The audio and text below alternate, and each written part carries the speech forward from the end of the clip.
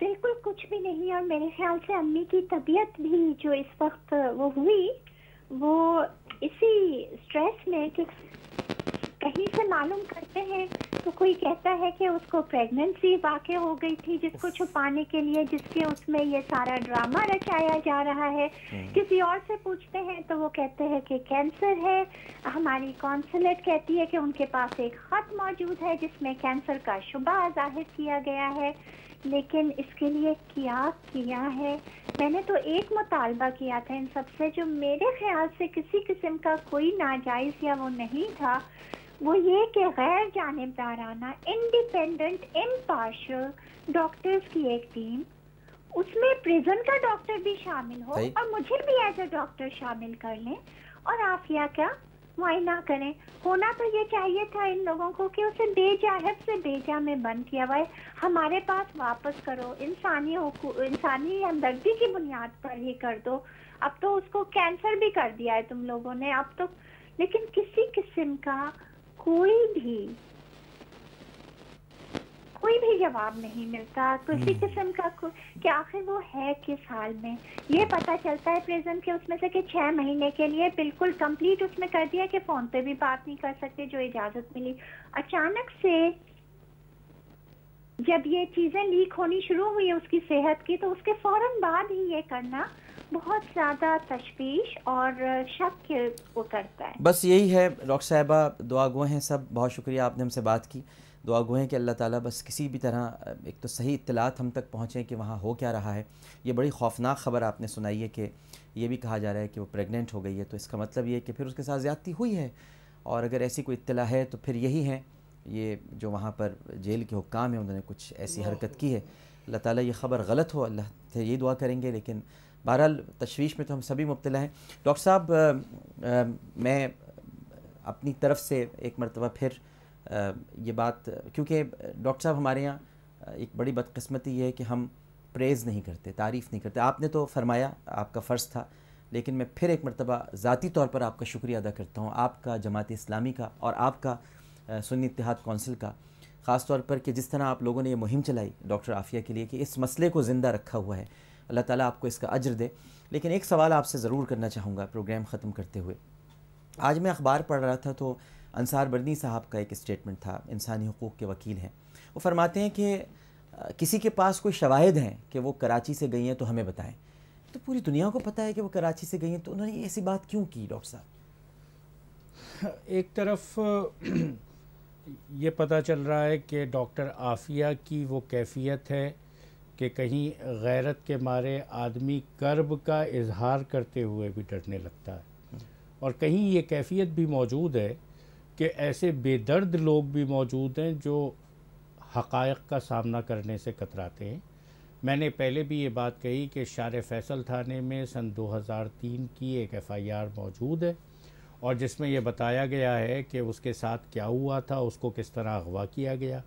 دوسری بڑی اہم بات جس کو لوگ دیکھنا چاہیں تو آج حیرت یہ ہوتی ہے کہ کہیں مغرب سے اٹھنے والی کوئی حقوق انسانی کی آواز تو ہمیں بتاتی ہے کہ تم کتنے بڑے مجرم ہو. ٹینا فاسٹر، کہ جس نے گوانٹانامو بے کے قیدیوں کے لیے بھی جدوجہد کی، بگرام جیل کے قیدیوں کے لیے بھی جدوجہد کی، اس نے پاکستان کے اندر آ کر پریس کانفرنس بھی کی اور اس بات کا پورا اظہار کیا کہ عافیہ کے ساتھ کیا ہوا ہے، کیا ہو رہا ہے، اور حقوق انسانی کی کون کون سی خلاف ورزی اس کے اندر موجود ہے. لیکن اس وقت ایک ویب سائٹ بھی موجود ہے. میں چاہوں گا کہ جو ذرا اس طرح کی بات کرنے والے ہیں، وہ انٹرنیشنل جسٹس نیٹ ورک ایک موجود ہے، نیو یارک سے چلتی ہے، international justice network org New York. اگر وہ اس کے اوپر چلے جائیں تو اس ویب سائٹ کے اوپر گھنٹوں کی آڈیو ریکارڈنگ موجود ہے. وہ سارے حقائق موجود ہیں جو عافیہ کے ساتھ کیا گیا. میں اپنے ایک دوست کا حوالہ بھی دینا چاہوں گا، نجیب احمد، جو کراچی پریس کلب کے صدر بھی رہے ہیں، جنرل سیکرٹری بھی رہے ہیں. انہوں نے اپنی وفات سے ایک دن پہلے ڈاکٹر عافیہ کے لیے ایک تقریب ہیومن رائٹس نیٹ ورک والوں نے پریس کلب میں کی تھی، جس میں نجیب نے خطاب کیا. نجیب کا یہ خطاب بھی آج ویب سائٹس کے اوپر موجود ہے، یوٹیوب کے اوپر موجود ہے، جس کے اندر انہوں نے اس بات کا اظہار کیا ہے کہ کراچی سے ان کو کس طرح گرفتار کیا گیا انہوں نے اپنے کالم میں بھی یہ بات لکھی ہے. اس لیے مجھے حیرت ہوتی ہے ان لوگوں پر کہ جو عقل کے اندھے بن کر سامنے آتے ہیں, نہ لکھی ہوئی چیز پر اعتبار کرتے ہیں, نہ کہی ہوئی چیز پر اعتبار کرتے ہیں, بلکہ ان کا سربراہ یہ کہتا ہے کہ مجھے تو پتہ ہی نہیں عافیہ کون ہے. میر ظفر اللہ جمالی یہ بات بتاتے ہیں کہ جب آپ صدر مملکت تھے, آپ کی آنکھوں پہ پردے پڑے ہوئے تھے, میں نے تو بتایا تھا کہ ایک بیٹی کراچی کی, آپ نے جہاں جماعت اسلامی کی بات کی ہے, ڈاکٹر عافیہ ملت کی بیٹی ہے, اور ملت کی اس بیٹی کی چادر کی حفاظت کے لیے یہ چادر بطول ہے. انشاءاللہ جماعت اسلامی چادر بطول پر کوئی شکن برداشت نہ کرے گی, اور اس پر دھول کا ایک ذرہ بھی پڑا, انشاءاللہ اس چادر بطول کی عصمت کی حفاظت کے لیے اپنی پوری جد و جہد. بہت شکریہ. Last words. اچھا, میں یہی عرض کروں گا کہ اصل میں ملی غیرت کا جنازہ نکل چکا ہے. ورنہ سوچیے آپ, 86 سال کی سزا دینے والی عدالت جو وہاں کی ہے, ہم کہتے ہیں وہاں بڑی عدالتیں آزاد ہیں, بڑا انسانی حقوق کا خیال رکھا جاتا ہے. جتنا انسانی حقوق کا جنازہ وہاں نکالا گیا اس کیس میں, اصولاً تو اگر زیادہ سے زیادہ ہو سکتا تھا وہ پاکستان کے ہینڈ اوور کر دیتے, اور ہم مطالبہ کرنے والے ملی غیرت والے ہوتے تو ہماری حکومت مطالبہ کرتی کہ جو کیس چلانا ہم چلائیں گے, آپ ہمارے ہینڈ اوور کریں. اس کی مثال بالکل ایک ریمنڈ ڈیوس کو آپ سامنے رکھیں. ایک ریمنڈ ڈیوس کا معاملہ تھا, انہوں نے جتنا بھی دباؤ ڈالا اور حکمرانوں نے جس بے غیرتی کا مظاہرہ کیا, جو چاہے وہ وفاقی حکومت ہو چاہے وہ صوبائی حکومت ہو, وہ ہمارے سامنے ہے. اور وہ اپنے آدمی کو آنن فانن لے کر کے چلے گئے, نہ پاسپورٹ نہ سٹیمپ نہ کچھ نہیں.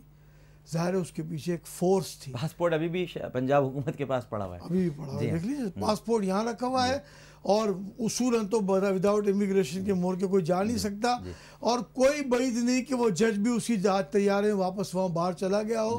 تو یہ ایک مثال ہے, اور بالکل وائس ورثہ ایک مثال ہے کہ ہم بھیک پھیلائے ہوئے, ہاتھ پھیلائے ہوئے بھیک مانگ رہے ہیں. بھیک ملا نہیں کرتی ہے, اس کے لیے غیرت کا مظاہرہ کرنا ہوتا ہے. ایک ہمارے برابر میں ایران بھی تو ہے نا, وہ بھی تو سادہ روٹی کھا کر سادہ زندگی گزارنے کے لیے تیار ہے نا. ہاں, اپنی عیاشی چھوڑنے کے لیے تیار نہیں ہے, اور ملی تمام معاملات کا سودا کر کے اپنے آپ کو پوری دنیا میں بے ضمیر بنایا ہوا ہے. میں بہت شکر گزار ہوں ڈاکٹر معراج الہدیٰ صدیقی صاحب آپ کا, حاجی محمد حنیف طیب صاحب آپ کا. آپ دونوں شخصیات عالم اور عالم میں تشریف لائیں. ناظرین کرام, اس کے ساتھ ہی عالم اور عالم کا وقت اپنے اختتام کو پہنچتا ہے. ڈاکٹر صاحب اور حاجی صاحب کی گفتگو کے بعد میرے لیے کہنے کے لیے اب کچھ نہیں بچا ہے, سوائے اس کے کہ میں ایک مرتبہ پھر آپ سے یہ گزارش کروں, یہ اپیل کروں, یہ درخواست کروں کہ عرفہ کریم رندھاوا کے لیے دعاؤں کا سلسلہ ختم نہیں کیجیے گا. ہم اپنی اس بہن کو سوائے دعاؤں کے تحفے کے اور کچھ نہیں دے سکتے. کوشش کر سکتے ہیں, کوشش کر رہے ہیں. اللہ سبحانہ و تعالی ہم سب کی ضرور سنے گا. وہی سننے والا ہے, وہی خبر رکھنے والا ہے, وہی اندھیروں میں روشنی کی طرف لے جانے والا ہے. اسی دعا کے ساتھ اور اس خاص طور پر اپیل کے ساتھ کہ عصمت خالہ گھر تو آ گئی ہیں, لیکن ابھی پوری طرح گھر نہیں آئیں. گھر وہ تبھی آئیں گی, گھر وہ تبھی کہلائے گا جب احمد اور مریم اپنی ماں عافیہ کو اپنی آنکھوں سے دیکھیں گے. اللہ تعالیٰ وہ دن بھی لائے کہ ہم خاکم بدہن کہ کہیں ایسا نہ ہو کہ عافیہ تابوت میں آئے. ہم تو یہ چاہتے ہیں کہ عافیہ اپنے قدموں سے چلتی ہوئی اپنے گھر آئے. اللہم صلی علی سیدنا و مولانا محمد وعلی آلہ وصحبہ وبارک وسلم وصلی علیہ. اس کے ساتھ ہی عالم اور عالم سے عامر لیاقت حسین کو اجازت دیجیے. پروگرام پیش کرتے ہوئے کوئی غلطی, کوئی سہو تو اپنے رب کے حضور معافی کا خواستگار اور توبہ کا طلبگار ہوں, اس اپنے پن کے ساتھ کہ اپنا بہت خیال رکھیے گا. اللہ حافظ.